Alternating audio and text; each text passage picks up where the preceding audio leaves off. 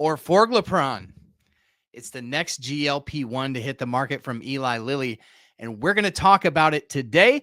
But before we do, would you hit the like, hit the bell, and if you're not subscribed, which is about 20% of the people that watch these videos, please hit the subscribe button. You're already watching. You might as well get more of the content. So let's get into it. What is Orforglipron? Well, it's the next big thing in GLP-1. Why? Not because it's going to blow all the other previous treatments out of the water with the amount of weight people lose on it, but because of the way people take it. Orforglipron is a pill. It will be the first GLP-1 from Eli Lilly and the second GLP-1 pill to hit the market overall. Of course, its precursor is called Rybelsus. Semaglutide is the active ingredient in Ozempic and its weight loss counterpart, Wegovy. And semaglutide is very interesting because it is a peptide. It's a chain of amino acids, and because it's a peptide, it actually has a really hard time passing through your stomach without being destroyed. That's why Novo Nordisk invested in a company that had a technology called the SNAC, S-N-A-C technology, sort of wraps the peptide up and makes it so that it actually gets absorbed in your digestive tract and not in your stomach. Now, Orforglipron differs in this major way. It differs in that it is a small molecule pill. So it will be the first non-peptide GLP-1 to hit the market. But what kind of weight can people expect to lose on Orforglipron, and when will it hit the market? We're going to talk about all of that today. So up until now, all of the weight loss GLP-1 medications, or in the case of Mounjaro and Zepbound, GLP-1 GIP medications, have been injectable. In fact, the next one to hit the market will actually be another injectable. It's not a straight GLP-1, it's GLP-1 plus amylin. That'll be called CagriSema, and it's coming from Novo Nordisk, the maker of semaglutide. But right around the same time that we see CagriSema hit the market, we're going to see Orforglipron hit the market from Eli Lilly. Now, frustratingly, this is still the same two players in this industry, so we're still sort of dealing with the duopoly of effective weight loss medications.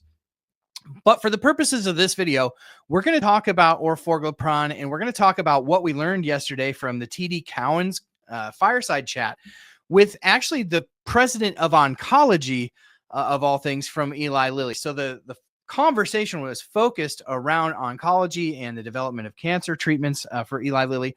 But we've covered this Cowen's fireside chat for the last 3 years now. And thankfully, we did get some tidbits. Now, last year in the the fireside chat with Eli Lilly, we did learn a little bit about Orforglipron.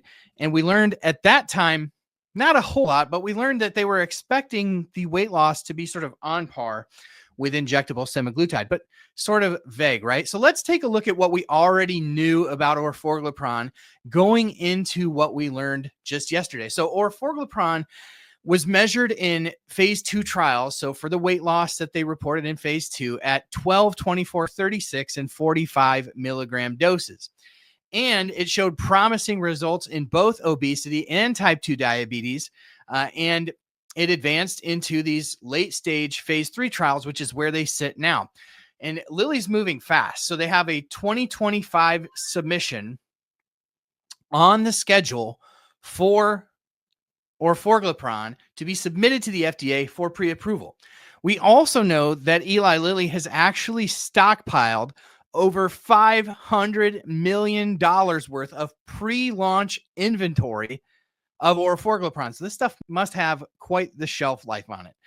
This comes as welcome news to patients who are looking to get away from these injections that have the super complicated pens that are hard to manufacture. They're extremely wasteful, sometimes very hard to find as well, just because of the sheer volume of these pens that have to be produced each month to meet demand. Obviously, shortages is something we've talked about a lot on this program. That's why oral formulations offer a lot of hope in the future accessibility of these medications.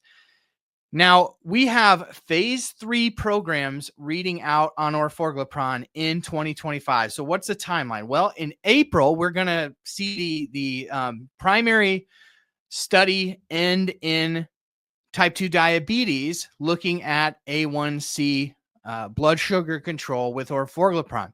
That reads out early in 2025 here in April. So we should get some data very early on. And that will also show us in that trial what some of the weight loss numbers are, though the study's not focused on weight loss. The second trial that we'll get is actually focused on just obesity. So these are non-diabetic patients living with obesity that are taking orforglipron, and it will measure their weight loss. Its primary completion date is in June of 2025. We should hear top-line data from that trial shortly thereafter. Now, I want to just talk a little bit about some of the other things that we're going to see in 2025. We're actually going to see a couple of new studies launch. We're going to see a study of orforglipron in adolescents. We're going to see a study launch in the actually weight maintenance. So people who have lost weight on tirzepatide, maintaining their weight loss with orforglipron instead of tirzepatide. We're also going to see a sleep apnea trial launch in 2025. So we're going to see some exciting trials launch in 2025. And then we're going to hear these readouts as well. That weight loss one in diabetes will actually read out or at least reach its primary end date in August of 2025. So a lot of good information coming on orforglipron this year. Now, we saw some interesting things early on in the phase 2 trials. So what we saw for weight loss numbers were around 10% at 26 weeks in adults with type 2 diabetes, and then up to 14.7% weight reduction at 36 weeks in adults living with obesity. So those numbers are pretty high, right? Really good. So what we learned in the TD Cowen's call was very interesting because this was the president of oncology. His name is Jake Van Naarden.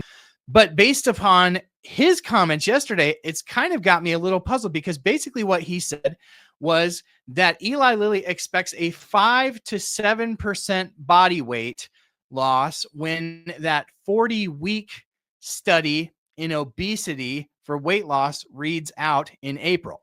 Right now, that trial was not designed around weight loss. It was designed around A1C control. But interestingly, they're expecting a 5 to 7% body weight loss in that trial when we've already seen 10% over 26 weeks. Now, in those phase 2 trials, a lot of times they're slamming the dose up to get as much weight loss out of it as humanly possible because investors like that. It gets investors excited. And we'll talk a little bit about why this may be in a couple minutes here. Now, for people living with obesity without diabetes, the chronic weight management study is a 72-week study.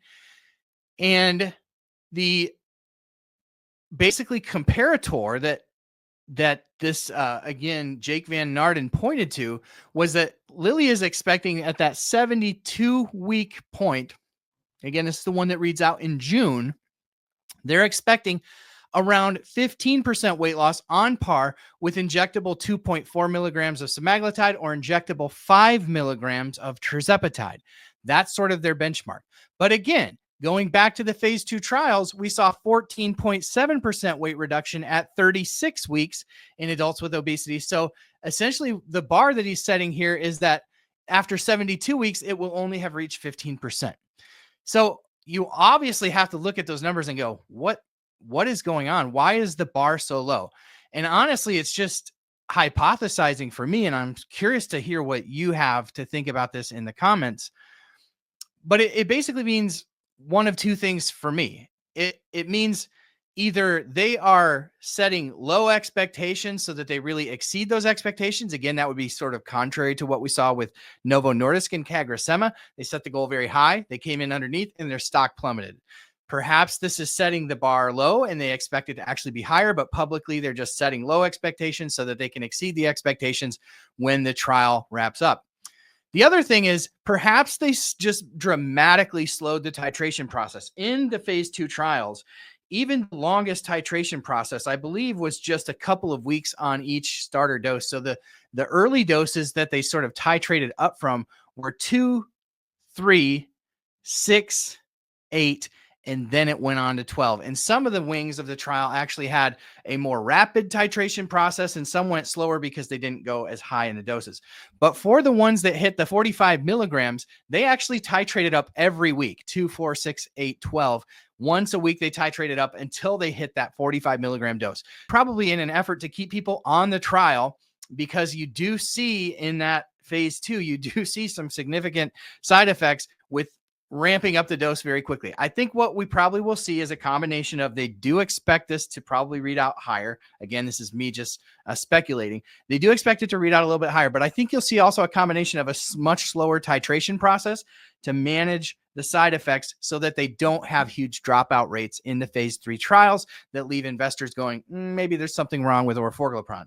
I think what we'll ultimately see is a balanced readout from these trials, where we'll see likely hitting or exceeding the weight loss targets. We know in the last earnings call, they set the bar pretty low when they were talking about weight loss for diabetics. They were definitely tempering expectations for weight loss with Orforglipron, specifically in diabetics. Now, these are blind trials, so Eli Lilly doesn't have like mid-stage data on these trials. We're all going to be getting it at the same time, but my sense is they have probably designed the phase 3 trials very, very conservatively, and not to get just the biggest weight loss number, and that this molecule would sort of hold up on its own just by the fact that it is an oral, and it will definitely be better than Rybelsus doses that are on the market currently, and they're just letting it stand on that merit rather than trying to ramp up the weight loss, because ultimately they knew that phase 3 had to go really well, because they not only built the infrastructure to manufacture the small molecule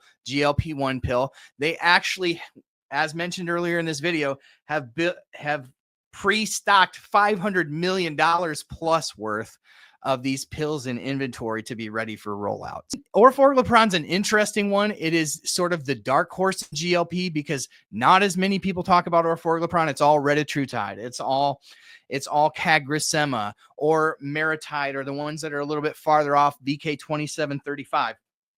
Orforglipron's a dark horse because many people will be hitting maintenance by the time Orforglipron hits the market. And of course, some are already there and looking for maybe an oral option, a less expensive option. Presumably, it'll be slightly less expensive than the current options on the market. If you look at Rybelsus, it might be a good benchmark to see. And they've been coming to market cheaper than Novo Nordisk has. So maybe you'll see something in the $700-800 range. I don't know. I'm just completely speculating. But I think as far as patients are concerned, and that's what we get focused on here, is the potential for maintenance is really exciting with Orforglipron. Or if you just can't handle the shots, right? That might be a really good option for you. I think a lot of people like the idea of a daily, something that they get a little help from daily rather than weekly, a little bit more even, but it is an oral. So we'll have to watch this. Of course, I wanted to bring you this update from the Cowan's fireside chat this week. I hope this was helpful. If it was, consider giving the channel a follow. We're trying to get to 100,000 followers here at On the Pen this year, and we can only do that with you and your help. So if you found this video helpful, please hit the thumbs up button, the bell for notifications, and hit the subscribe button. Check out onthepen.com too. We have a whole article about this. The article says it much better than my mush mouth did just trying to rush through this video, because I've got literally all 4 of my kids home from school today, some because of the blizzard and some because influenza A is running through our house, which is always fun when you have kids. So I better get back to it, but thanks for joining me today. Thank you for being the best part of what we do here at On the Pen. I couldn't, wouldn't, and shouldn't do it without you, and we will catch you on the next one. Thanks.